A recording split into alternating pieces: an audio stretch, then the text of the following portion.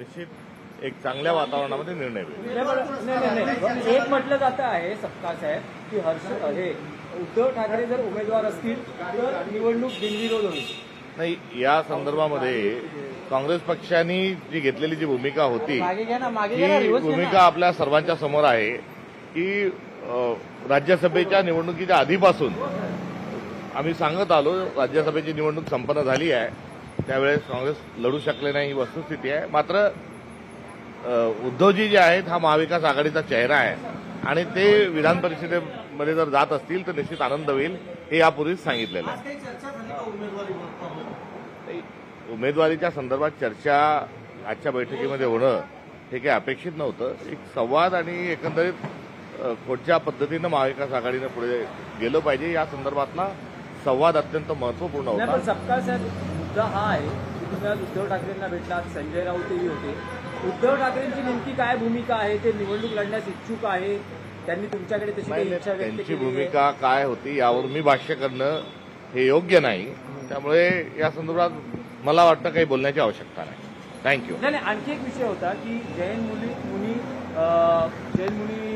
निलेश चंद्र यांनी काही एक वादग्रस्त विधान केलं आहे। त्यांनी गांधी हत्येसंदर्भात गोडसेंचं काही समर्थन केलं आहे अशी एक बातमी समोर येते। जर हत्येचं समर्थन कोणी जर करत असेल तर निश्चित ते भारतीय संस्कृतीला धरून नाही किंवा कुठेतरी विकृतीच्या अंगाने बसतं आणि या संदर्भात अहिंसा जे तत्व जैन धर्माचं आहे त्या तत्वालाही दुसरीकडे हे बाधा देणार आहे। एवढंच या निमित्तानं म्हणेल, गांधींच्या हत्येत कोण कोण सहभागी होतं, काय होतं, 7 आरोपी होते, एक माफीचा साक्षीदार झाला, दोघांना फाशी झाली, बाकी काहींना जन्मठेप झाली, पुराव्याच्या अभावी सावरकर त्यातून सुटले, हे सर्व हा असणारा दस्तावेज आहे।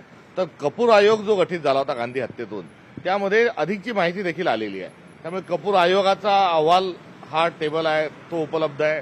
दुसरीकडे दिल्लीच्या लाल किल्ल्यामध्ये चाललेल्या कोर्टामध्ये त्यातल्या आरोपींना शिक्षा झालेली आहे। असं असताना या संदर्भामध्ये कुठेही भाष्य करण्याचा आणि योग्य ठरवण्याचा कुठला विषय असू शकणार नाही। सपकाळ साहेब, आणखी एक विषय होता की ज्या महिलेनं भाजपच्या मोर्चामध्ये, महायुतीच्या मोर्चामध्ये आपला संताप व्यक्त केला, मुख्यमंत्री आणि सरकारची भूमिका राहिली आहे की त्यांनी त्या मोर्चाच्या आयोजकांविरोधात गुन्हा दाखल केलेला आहे। मोर्चाच्या मध्ये सहभागीवर गुन्हे का दाखल करत नाही? तिथले जे मंत्री आहेत त्यांनी शपथ घेऊन कारभार चालवत असताना ते जर रस्त्यामध्ये आडवे येत असतील, ट्रॅफिक जर अडवत असतील तर मला वाटतं त्यांच्यावरही गुन्हा कुठेतरी हा दाखल झाला पाहिजे। मुळात हे प्रकरण जे आहे या प्रकरणाला ज्या पद्धतीनं भाजपनं त्याला स्वतःचा पराभव स्वीकार करायला पाहिजे ते करत नाही आणि यामध्ये जे माझ्या ट्विटरवरून माझ्या सोशल मीडियाच्या माध्यमातून हा व्हिडिओ मी सर्वप्रथम व्हायरल केल्यानंतर हा कोणी दिला म्हणून माध्यमाच्या प्रतिनिधींना जी दमदाटी जी केल्या जात आहे या दमदाटीचाही आपण सर्वांनी मिळून निषेध केला पाहिजे। थँक्यू।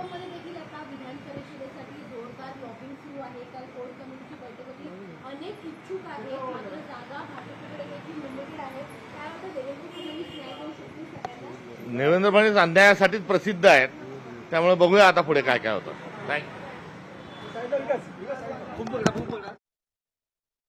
ठाकरेंची भेट घेतली आणि त्यानंतर ते माध्यमांशी संवाद साधत होते। भारतीय जनता पक्षावर त्यांनी टीकास्त्र डागलंय।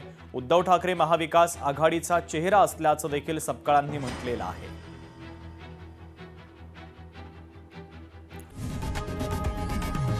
लोकशाही मराठी ऐका, पहा, जागरूक रहा।